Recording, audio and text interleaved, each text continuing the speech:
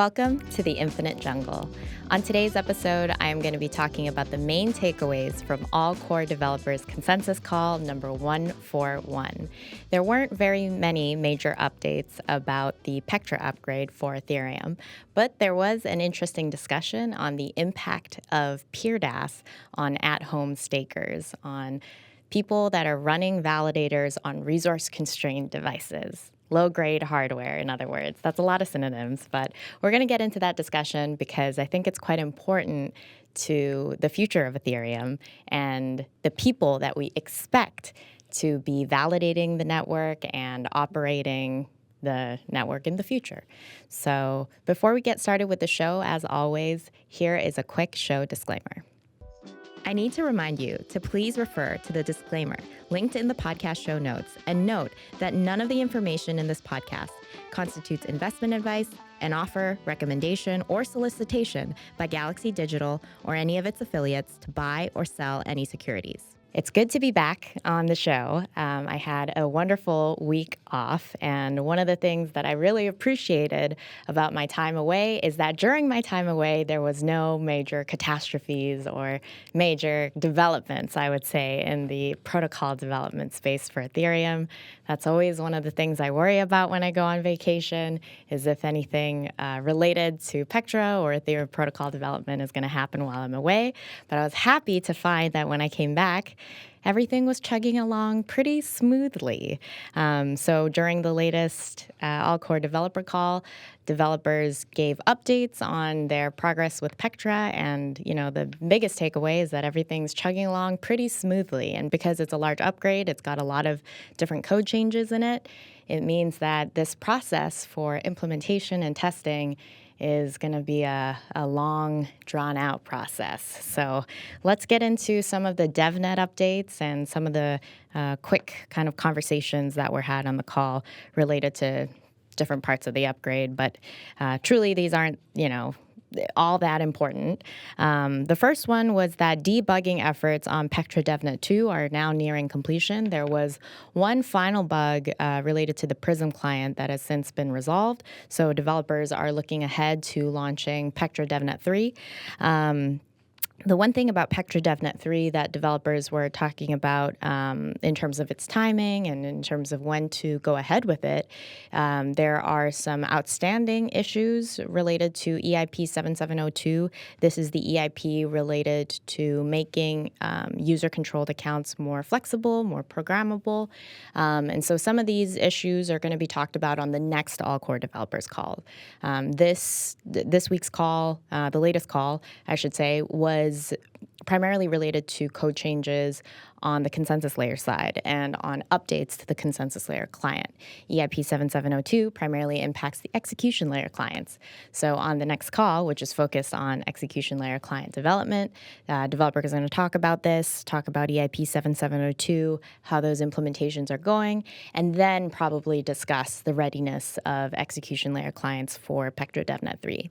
To be clear, not all of the clients for Ethereum need to be ready for the Devnet to go live. It's not like all consensus layer clients and all execution layer clients all need to be ready for the next Devnet, but a handful of them need to be. So at least one or two execution layer, consensus layer client pairs should be ready, and the rest can be added later. So TBD on when the next Devnet will go live for Pectra.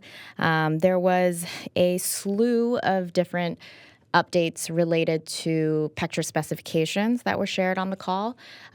This is very natural, and I just want to highlight a few of them to really hammer home the type of conversations that you're going to hear a lot on these calls. I hope some of my listeners took me up on the advice I gave last week before I went on the 1-week hiatus, which is that you should, try listening in on these all-core developer calls yourself every once in a while, because most of these discussions are related to these edge cases or unexpected kind of problems or issues with implementing different parts of Pectra, different parts of the upgrade. So the first, as an example, is Ep.7251. Developers said, let's increase the maximum effective balance of validators from 32 ETH to 2048. And this has the effect of allowing validators to be much larger in size. Now you don't have, say, like 100 validators that each have an effective balance of 32 ETH. Now you can have just one validator with 3,200 ETH staked, and 3,200 ETH being that validator earning rewards on 3,200 ETH rather than just 32 ETH. And the other part of EIP 7251 is to enable existing validators with an effective balance of 32 ETH to consolidate their staked ETH and become larger validators, and not have to run these individual instances of validators, just consolidate it all into one instance, hopefully make the overhead of managing all these validators a bit easier for large stakers. So that's the purpose of the upgrade. It sounds all nice and dandy. You're like, okay, this is kind of what we're hoping to do. But in the process of doing this, as developers are implementing EIP 7251, they're noticing other parts of the code base that they didn't expect needed to change, or that they didn't expect they would run into issues with. For example, in the process of changing the effective balance, you also have to update the calculations for the way that the protocol calculates the rewards for validators and calculates penalties for validators. A lot of the different calculations and parts of the protocols are based on the number of active validators that are on Ethereum. All of the validators have more or less an identical effective balance of 32 ETH. But once you increase the effective balance to 2488, now certain calculations are going to have to be based on the total balance of Ethereum staked by these validators. It's not going to be based on the number of validators. It doesn't, because the protocol is going to have to evaluate differently the rewards and the penalties for a variety of validators with a larger effective balance, differently from if there's a group of validators with a smaller effective balance. The penalties and the rewards are going to have to be higher depending on the effective balance of a validator, not necessarily on just the number of validators that are live on the network and operating. So in relation to this, as I had kind of mentioned on some of these on a prior episode, is that there was an edge case that was identified by developers during the way that penalties are calculated, especially because on Ethereum, validator penalties increase if there are correlated slashing events. So if there are events where there's multiple validators seen to be misbehaving or breaking the rules of the network, the penalty that's automatically laid by the network on these validators is larger than, say, if it was only one validator that was seen to be misbehaving. But again, since EIP 7251 changes the effective balance of validators, this kind of calculation needs to be updated so that the calculation is based on the effective balance of stake, not necessarily the number of validators that are seen to be misbehaving on the network. And so the fix for making sure that the calculations for correlated slashing penalties, to make sure that it's correctly calculated, that fix was talked about on the latest call. And it's been talked about on a few calls, but on this call, developers kind of agreed more or less to move forward with a certain design for that fix. And developers just shared that it's in the final call for final stages of feedback. So if there really is anything that developers think should or shouldn't be done about that calculation and the way that it'll be updated, they need to speak up because it's about to be merged into the official consensus layer specifications for Pectra. This is the go-to document for client teams that are building out the Pectra upgrade, and the change to the correlated slashing penalties are about to be finalized. So on this call, it was talked about, and on this call, it was reiterated that, time's up. You had, your couple of weeks, all client teams and developers had their couple of weeks to be able to give feedback and review the change. The change is about to be merged into consensus layer specifications, which means now client teams are going to implement it, and it's going to be tested on upcoming devnets.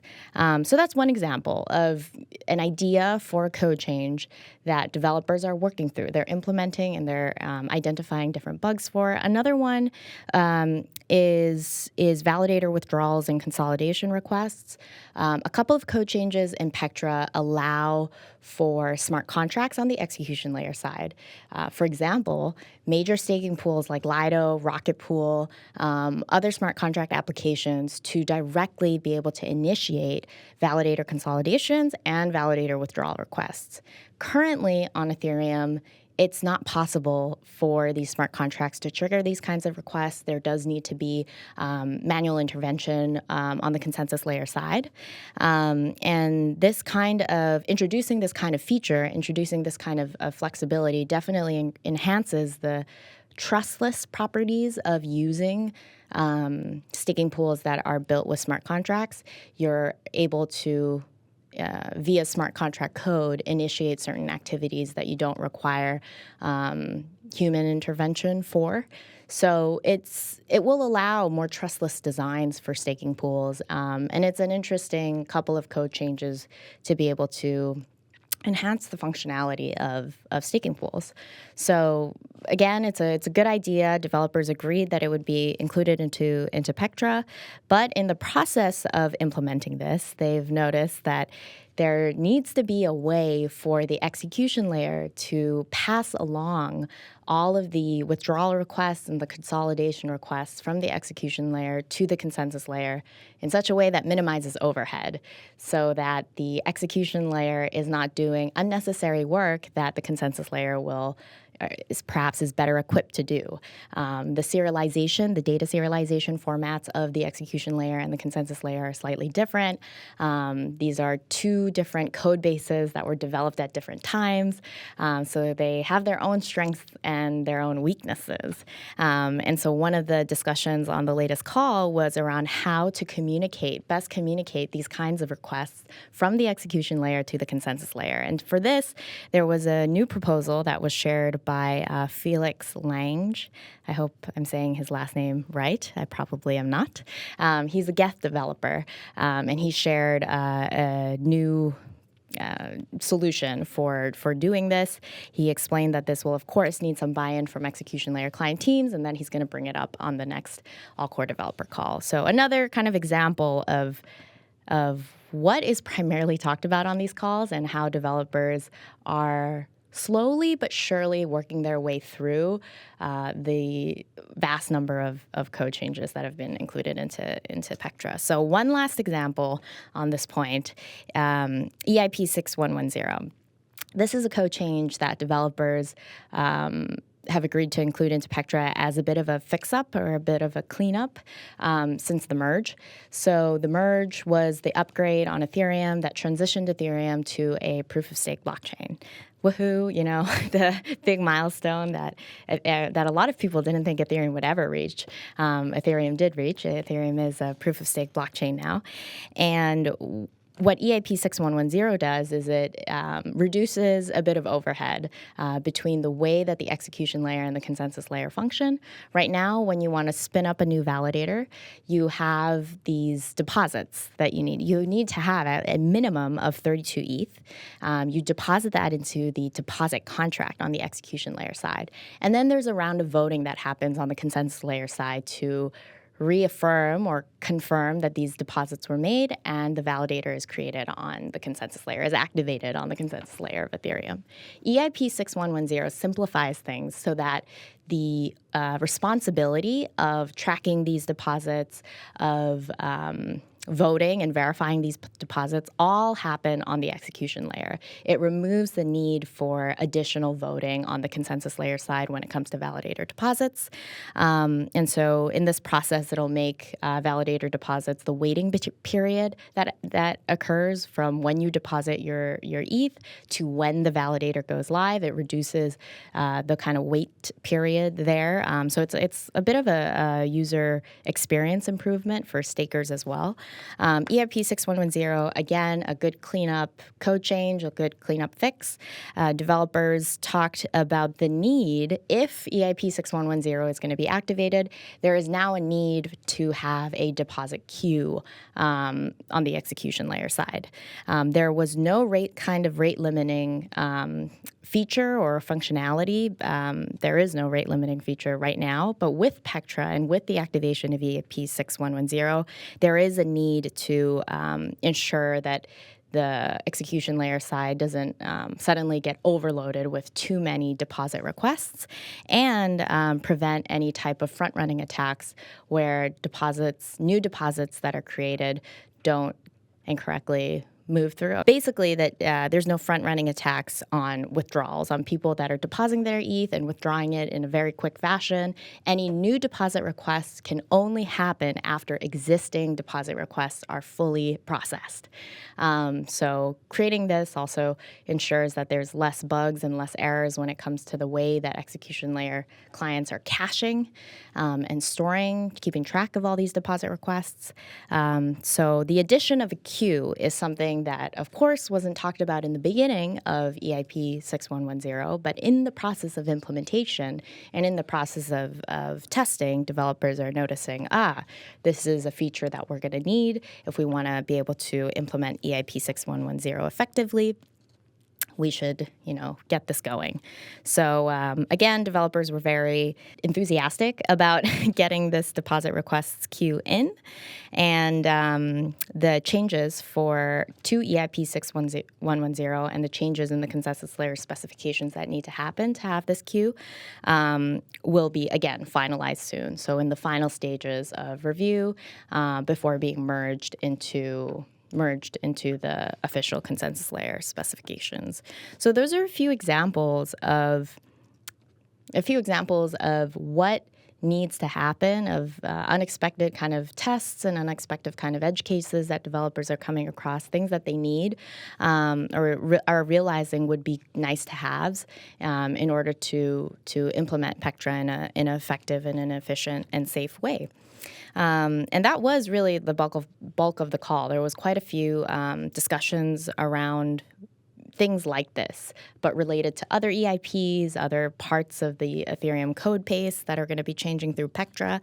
Near to, I would say, like the other half of the call or near to the end of the call, developers started to talk about development related to PeerDAS. PeerDAS is the main code change that will improve Ethereum's data availability, the scalability of Ethereum's data availability. In other words, the ability for Ethereum to be able to support different rollups. The main kind of update around PeerDAS Devnet 2 was related to the launch of the next DevNet, I should say. The main update around PeerDAS was related to the DevNets. PeerDAS Devnet 2 has apparently not gone live yet. Developers are focused on testing out client implementations of PeerDAS locally. So in private testnets where it's just that one client, the client is not interacting with other types of consensus layer clients. It's TBD on when PeerDAS Devnet 2 will be live, but one of the things that I kind of noticed on the call was that developers are in agreement that the next PeerDAS DevNet should be rebased on top of the Pectra upgrade as opposed to the Deneb upgrade. This was a conversation where developers were talking about how if the PeerDAS upgrade is rebased on top of Pectra too early, it will be hard to isolate bugs that are from Pectra EIPs or from PeerDAS code changes. So up until now, PeerDAS has been kind of being worked on and tested in its own siloed way, where really the only kind of code changes that are being implemented on Ethereum, a test version of Ethereum, of course, is PeerDAS. It's not interacting with any of the other Pectra EIPs, but I believe starting from Pectra Devnet 2, we're going to see the merging, and developers are going to try and see how the Pectra implementation fares alongside the Pectra EIPs. The two will still be tested on different devnets, different testnets moving forward, and of course, at some point, those two workflows are going to have to come together as well. But for now, developers are going to keep the devnets separate. So that was really the main update as it relates to PeerDAS developments. The last topic on the call that I really want to highlight on this episode is related to the discussion that developers had around PeerDAS proof computations. So PeerDAS will greatly increase the ability of Ethereum to be able to process blob transactions with a large amount of arbitrary data attached to them. And this data, of course, is ideally going to be used by rollups that are compressing and batching user transactions from their own protocols down to Ethereum, and to be able to utilize the decentralization of Ethereum, the security of the Ethereum network. Oh, sorry, plant. To be able to utilize the decentralization of Ethereum and its vast network of nodes, the security of Ethereum, all of that ETH staked by validators, you'll be able to commit the data down to Ethereum. And right now, the costs to do that have decreased since the Devnet upgrade, since the introduction of blobs. But with PeerDAS, there is the potential that developers will be able to greatly expand the scalability of Ethereum as a data availability layer. But to do this, there are certain changes that need to happen to Ethereum's networking layer, and there is the activity of proof generations. Already, these clients are generating proofs around blobs, but the proofs that will need to be generated and computed by consensus layer clients post PeerDAS is going to be quite difficult for resource-constrained devices to be able to handle. So one of the concerns that was raised on the call was that it could take up to 1 additional second for certain nodes, for certain validators to be able to operate, to be able to create blocks and produce blocks on Ethereum because of the additional computational load from generating these proofs in PeerDAS. And I know 1 second doesn't sound like a lot. For us, it doesn't. But the number of blocks, Ethereum's block time is 12 seconds long. And 1 second is a large chunk of time in that 12-second bracket. And the faster that you can be in building your blocks, the more competitive and profitable you can be as a validator. So 1 second matters. Honestly, it comes down to even milliseconds of time when it comes to the competitiveness of validators. So the concern is that people that are operating validators not as a professional or business entity, people that are running their validators at home with pretty cheap hardware, pretty cheap devices that aren't super performant, you could start to see these kinds of actors on the network lose out and not be able to perform to the level as other more performant validators that are running on better hardware.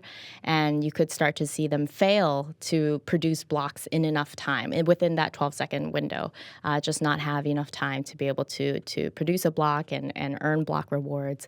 That's the concern that was raised. And there were 3 different solutions that were talked about on the call. The first was to do absolutely nothing, to kind of expect that these stakers that realize, oh man, I'm not able to compute the proofs for blobs. I'm going to have to, create blocks without any kind of blob transactions, or just kind of upgrade my hardware. in order to stay competitive in the network, to be able to perform all the responsibilities that I need to perform. The first is to do nothing and to just expect that home stakers will either upgrade their hardware or not participate in the network to the same extent as other validators, as other stakers. The second one was to try and utilize the execution layer client in some way to help with the proof computation. Right now, all the proof computation is happening on the consensus layer through the consensus layer client, but for the execution layer client, in some way to help prepare blobs, and in that way make the proof computation a bit lighter and not too heavy on resource-constrained devices. And the third potential option was to adjust the consensus layer client so that the proof generation and the preparation for blobs, for which the consensus layer clients will be generating proofs for, so that that kind of activity can happen in advance, and that kind of activity to some extent can be done in parallel by the consensus layer client as they're building out the full block to somehow start, computing the proofs earlier. So there were three different solutions, and developers talked about all three quite a bit. Ultimately, developers landed on moving forward with the third option. The first option, of course, would mean that at-home stakers really take a hit, and already there's not a lot of at-home stakers on Ethereum today. So to be able to lose more validators that are being run independently by individuals rather than businesses is not something that developers want to sacrifice. They want to ensure that Ethereum is maximally decentralized. So that was a no-go for the first. The second one, related to utilizing the execution layer, developers reiterated that anytime they want to make a change to the data availability capacity of Ethereum, it would be nice if they didn't have to upgrade both the execution layer and the consensus layer. The kind of isolation in this kind of responsibility is ideal to keep on the consensus layer to make future changes to data availability for Ethereum a lot more easier to manage and to be able to activate independently from the execution layer. So you could imagine a future where there's just a consensus layer upgrade, and that is enough to enhance Ethereum's data availability capabilities. So developers ultimately said, let's go with the third option. And they also mentioned the longer-term vision, which is that while it's clear that even with the third option, there is going to be an increase in the computational requirements for operating an Ethereum node. When Ethereum first launched, the benchmark for low-grade hardware was Raspberry Pis. I don't know if listeners who are on the show know what a Raspberry Pi is, but it's this extremely, extremely small computer that fits in the size of your hand. And it was largely cited by developers that, you can run a consensus layer client, you can run an Ethereum node and be a validator on Ethereum by operating on a Raspberry Pi.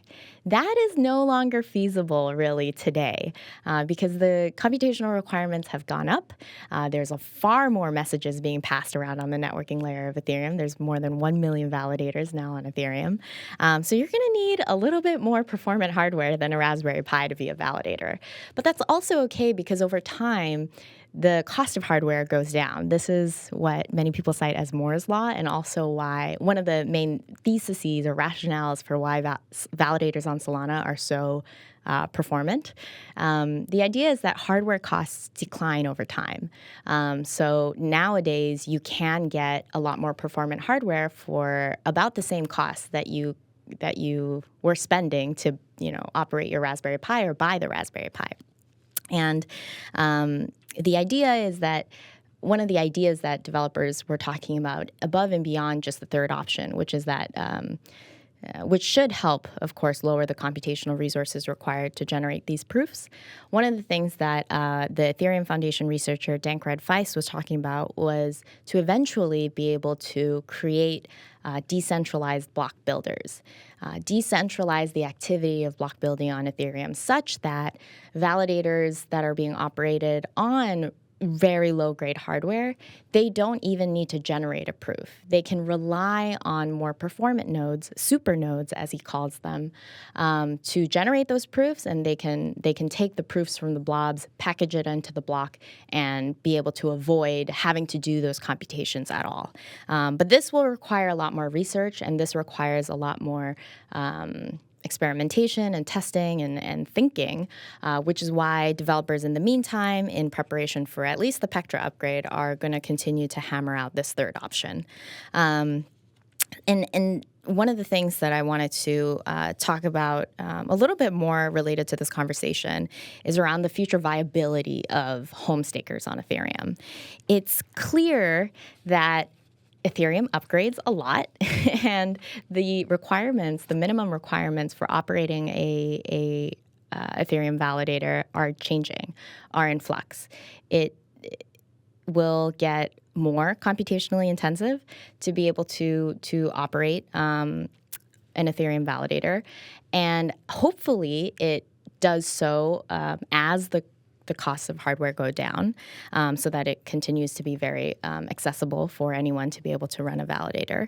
But there's also this idea that as Ethereum tries to scale and as Ethereum tries to evolve into being a performant data availability layer, that perhaps the amount of conviction that developers have about making sure that home stakers are the top priority, that kind of conviction may change. I mean, the very first option that was shared on the call related to this issue, this open question around proof computation, was to do simply nothing at all. Of course, developers didn't choose that option, but it was an option. And I think over time, you're going to start to see the viability of home stakers continue to be not very viable. Even today with liquid staking solutions, home stakers are missing out on a lot. You are locking up your 32 ETH. You don't get to have a liquid token representation for it, which many, many other stakers do. You are operating your own machinery, which requires quite a bit of technical skills, not only because Ethereum upgrades so much, but there's so many pieces of software that you have to be running. The execution layer client, the consensus layer client, the engine API. There's a variety of clients to choose from, all of which have their own strengths and benefits and different requirements when it comes to being able to operate them proficiently. And you don't get the benefit of scaling, of being able to run multiple validators on one machine. You don't have the economies of scale. The one thing that at-home stakers do have in terms of as a positive is the fact that they can trust in their own machines. They're not trusting in a third-party entity to be able to run their own hardware or software. But in the future, many people are likely to choose the easier route, the cheaper route, and the route that requires less headache, the less, I guess, intervention. So in the future, I think we're going to see less and less home stakers, especially as Ethereum continues to prioritize scaling and prioritize bulking up the capacity of Ethereum to be able to process more blob transactions. This is something that I will be talking about with two guests that my listeners of the show are very familiar with already. You can expect tomorrow's Infinite Jungle episode. It's going to be featuring Nixo and Yorick again. We're going to be talking about this very topic as well, but as a little bit of a precursor, I did want to impress and did want to highlight one of the big concerns or one of the big questions that everybody should be asking related to the inclusion of PeerDAS in Pectra is how PeerDAS impacts the viability of home staking and the future of what home staking should look like. It's clear that there will be a role for super nodes that light nodes or weaker nodes can rely on for proofs and rely on for, say the full history of Ethereum or the full state. But what really is the profitability and the financial incentive for users to continue to run smaller nodes, to continue to run nodes at home rather than just relying on a large staking pool or a large business? you could imagine a world where the public good, the idea that, I'm helping with the decentralization of Ethereum, I'm, contributing to the censorship resistance of Ethereum. That kind of rationale and that kind of motivation is not enough to really sustain a sizable number of solo stakers on Ethereum. You could imagine a future where that comes to be the case. Kind of like in the early days of the internet, everyone thought, oh, we're all going to run our own servers and have our own, hardware. But really, at the end of the day, we all rely on a handful of major service providers. So food for thought to chew on. Thank you, everyone, very much for tuning in again to the Infinite Jungle. Again, it feels great to be back. I hope that you learned something new about Ethereum. And if you did, please consider also sharing the episode with a friend who may also want to join you in your journey of learning a little bit more about Ethereum each week. Until next time, fellow Ethereum explorers, stay safe out there in your explorations of the infinite jungle that is Ethereum.